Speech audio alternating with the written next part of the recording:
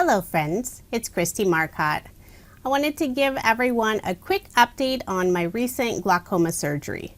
It was a very non-invasive surgery, so recovery was short and I'm feeling great.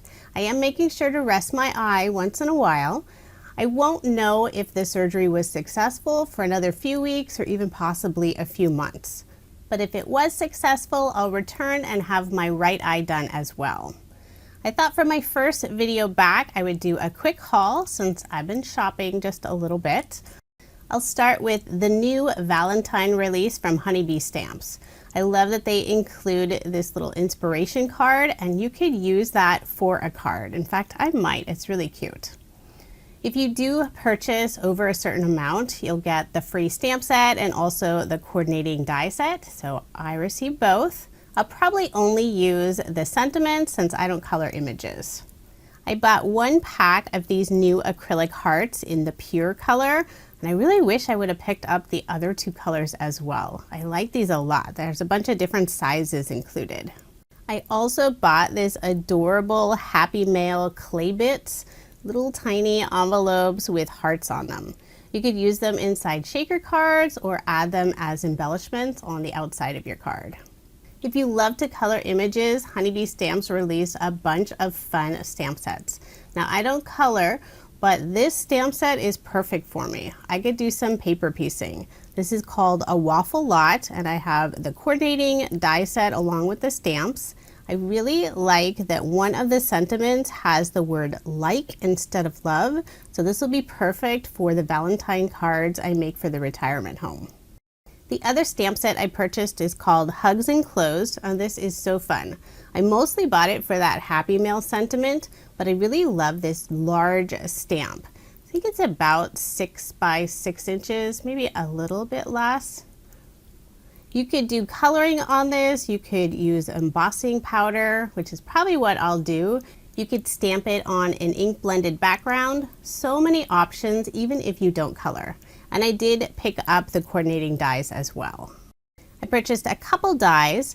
This is Radiant Heart background, and I love that it cuts out this large heart and it has all the rays coming outside, so you could put an image or a sentiment inside there. Next is the Quilted A2 cover plate, and this is my favorite. I love dies that don't cut out all those tiny pieces and just add that faux stitching for some extra detail. Next is their brand new paper pad. It's called Love Letters. And then I always purchase the coordinating gem stickers. I love how the colors match perfectly with the paper collection. I'll quickly flip through the paper pad so you can see everything that's included. Honeybee Stamps paper collections generally only have a couple of pattern papers with images. So there's the one with the lipstick lips. There's some little hearts. There's some small images in the background, but they're not real large, bold images. There are a few watercolor distressed backgrounds, which would be perfect for that large envelope stamp set. I love the range of colors from the red, pinks to the orange. And then there's a couple of papers that are just black and white. There's the hearts, there's the XO, and then one that's very similar to that large stamp set. I like how this last pattern paper, this light gray, has that stitched background look, very similar to their stitched quilt die. Next, I purchased a few new items from Doodlebug Designs Made with Love release. First, I have the shape sprinkles. These are super sweet, very light pastel colors. You could add them to the top of cupcakes. I also bought the Bitsy chips, some more of the shape sprinkles. Not sure exactly what I'm going to do with them, but they're so cute I had to buy them. I did purchase the odds and ends pack, and this is stuffed full. There's 161 die cut pieces. I always go back and forth whether I want the die cuts or the sticker icons, and this time I went with the die cuts. And you can see how stuffed that pack is. I had to add some tape on the end since mine split apart. So hopefully I didn't lose any pieces in travel. And then here is the 6 by 6 paper pad.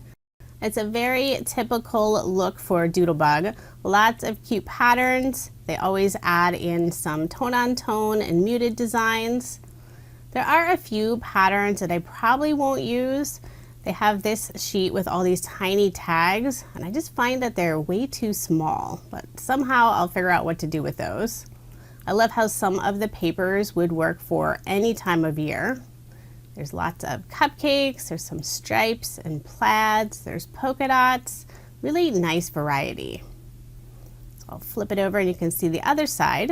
There is a sheet of cut-aparts. They're fairly small, but they're not too bad. They're 1.5 by 2 inches, so I may use them on the cards. I'm not sure yet. Some more plaids. This is where it really comes in handy to have the ephemera for those images. They also have some stamps and dies, and I will add links in the description box for the full collection and all of the products I'm showing in this video. Now I am planning on doing a collab with my friend Jen at Scrapina Creations using this collection. We both love using Doodlebug papers, and it's always fun to see the different cards we create using the same paper collection. I plan on making Valentine cards to give to the residents at a local retirement home using this collection and probably some of the Honeybee stamps collection. So some other products I purchased are not necessarily new, but they're new to me. I bought a few different Sunny Studio die sets. This first set is called Window Quad Circle, and I also have the Window Quad Square. I love that main die that has all that stitch detail. I think it'll be perfect to use up the last scraps of a paper pad. Next is the Stitched Semicircle. Jen uses this set all the time, so I decided it might be a good one for me to have as well. And then I also bought the Stitched Arch die set. So lots of new fun sets. Next I have a few embossing folders from Paper Rose. They're located in Australia, but you can also purchase their products at scrapbook.com. And I'm currently on their design team. When I saw they started selling embossing folders, I couldn't resist buying a few of them. I think there's at least 1 or 2 more designs right now. So that first one I showed is called Hand Stitching 1. The second one is my favorite. This is Hand Stitching 2. And then the last one is called Baby Blue. And these are larger than the standard American embossing folders. They're just under 5 by 7 inches. Next up I have a few dies from Waffle Flower. Since I love to have those textured dies for the background, I saw a few by Waffle Flower, so I decided to purchase those. The first is called Plaid Texture. So I love how it's just gonna add that embossed background look. This next one is A2 Piercing Panel. So I think that one will be really fun and add all those teeny tiny polka dots to the background. And then the final one is called Wave Texture. So it has a little stitched design going straight down the panel.